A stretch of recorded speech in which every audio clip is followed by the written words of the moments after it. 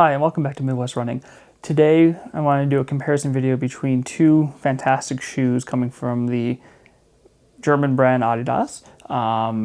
Both of them, getting a lot of attention right now. So we're talking about the Adizero Evo SL and then the Adizero Boston 13. I think these are two shoes that are more companions than competitors in some ways, but also, I think similar use cases. It's going to really come down to what you're looking for, I think, than anything else. So let me just kind of start with the Evo SL. First things first, this is a lighter shoe just across the board.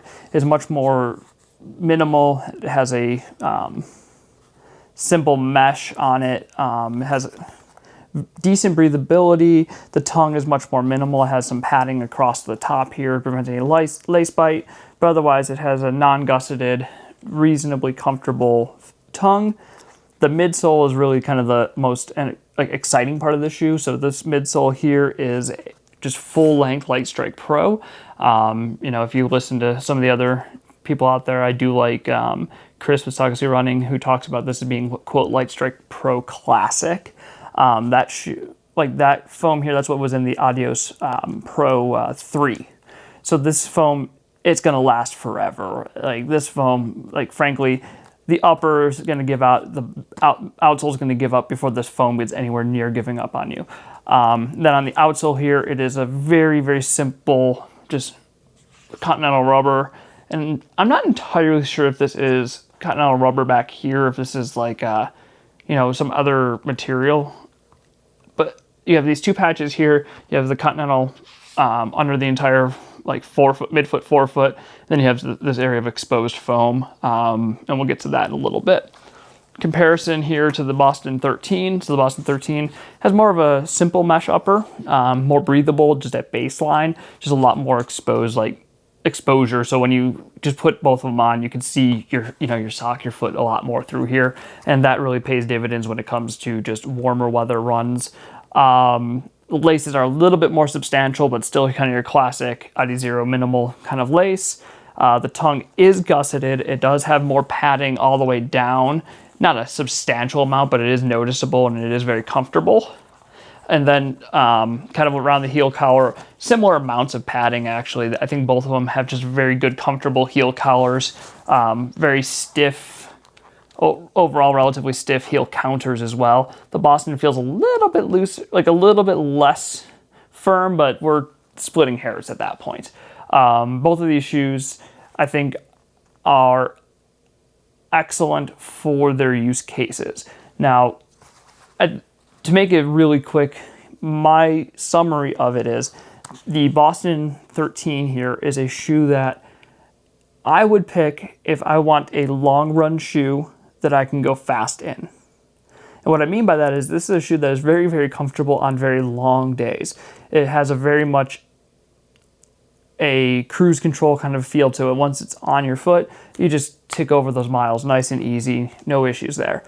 When it comes time to pick it up, if you want to do some tempo efforts, you have some strides in your workout, you have to do maybe some marathon pace, half marathon pace work, those kinds of things. This shoe will pick up, it'll respond just fine to that. And I feel that really it does a good job of all of it. But again, it does veer a little bit more toward a long run, a little bit more comfortable cruising kind of a feel, as opposed to a shoe that I'm immediately going to pick up when I want to go fast. If I want to do a more sustained fast effort, especially in something that isn't plated, and that's the other major difference here. This one has the energy rods. This one has, in the midsole, there is a small shank in here that just kind of gives a little bit of stability, but it doesn't really provide any performance benefit other than that. It just kind of keeps this foam a little bit in check. But this is a shoe that I would call it more of a fast shoe that you can run long in. It's very comfortable, but it's a shoe that whenever I put it on, I just feel like I need to push a little bit harder, a little bit faster. It just wants me to go a little bit faster. Some of that, I think, is the geometry of it. The geometry in the rocker here is very, very similar. It's modeled right after the Pinnacle, the Pro Evo 1. That is a shoe that, obviously, that's your, the top pro model shoe that really kind of birthed the geometry of this shoe. So you have a little bit of an earlier rocker, a little bit more pronounced of a rocker. It wants to get you over your toes and wants to just kind of get you turning over your legs really quick. So when I want to go fast, so I have like a tempo day, this is a great shoe for that. And then kind of your warm-ups and cool-downs are good. I've also worn these for long runs with pickups in there. So I've done as long as 18 miles in a run with these. Felt fine without. I will say, a little bit beat up toward the end, I think, just because the lack of rods in here or anything. It's a little bit more flexible of a shoe, as you can kind of see the torsional side of things. And so I ended up with having to do a little bit more stability stuff with the ankles, so I felt it a little bit more.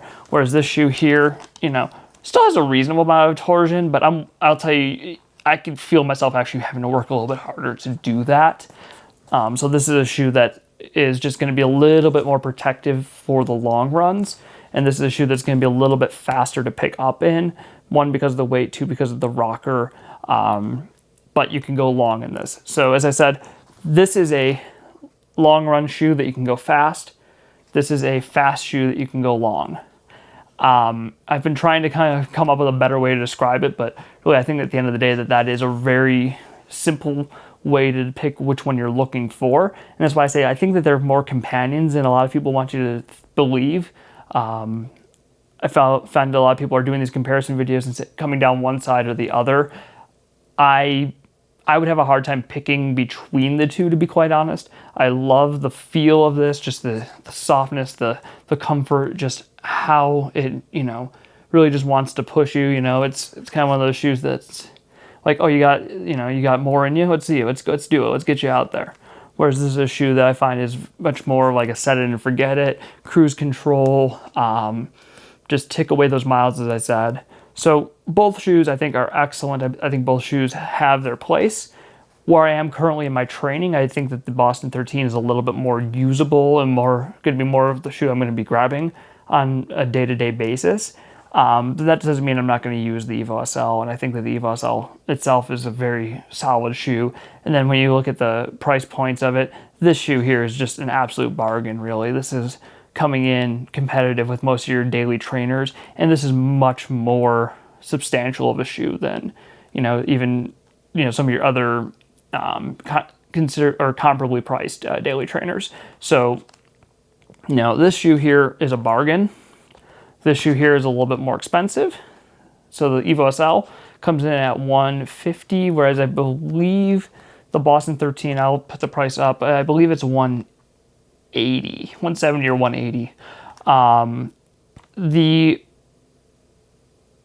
At the end of the day, you're not going to go wrong with either of them. So, I think it's just a matter of, trying whichever one. If you've had a previous experience with the Boston the Boston 12, this is a little bit softer, a little bit more geared, I think, for longer runs than the 12 was.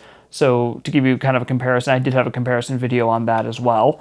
And this one here, it feels more like a nice peppy daily trainer as opposed to kind of your standard firmer daily trainer. So this is not going to last as long as say like a Pegasus would, but you're going to get some decent mileage out of this shoe. Where I'm seeing some of the issues starting to come up, though, and this is on my end here, starting to get some gentle wear and tear right at the front ends of these, where these patches here in the heel are connecting up to the foam here. This is an area I think that just kind of gets caught a little bit, and I think that that's an area that you're going to see some premature wear. Seeing some of the pictures from people, 250, 300 kilometers on them. So, we're talking, what would you say, about 150-ish miles. Some people already burning through a lot of these things. So that's, a bit concerning, but we'll see how that shakes out because, again, everyone's got a different foot dynamic. Everyone has different surfaces they're running on. It might be rougher surfaces there, it might be smoother here, it might be rougher here. You always have to take these things with a grain of salt. But this shoe here, I don't think is going to last anywhere near as long as this. You're going to do better with the Boston 13 for longer term use than you would with the Evo SL. But again, I hate to say it, but you really can't go wrong with either of them. So I wish you the best of luck determining which one you want. I hope this video helps you a little bit, I guess. I hope you're staying safe with your runs. Again, it's getting warm again. Hydration is key, taking that time and really planning ahead, just knowing what you're going to be walking into. Don't go out there at the worst time of day. Just kind of keep yourself apprised of any kind of weather situations and everything. So I wish you the best of luck with your training, and feel free to comment, like, and subscribe. Thank you.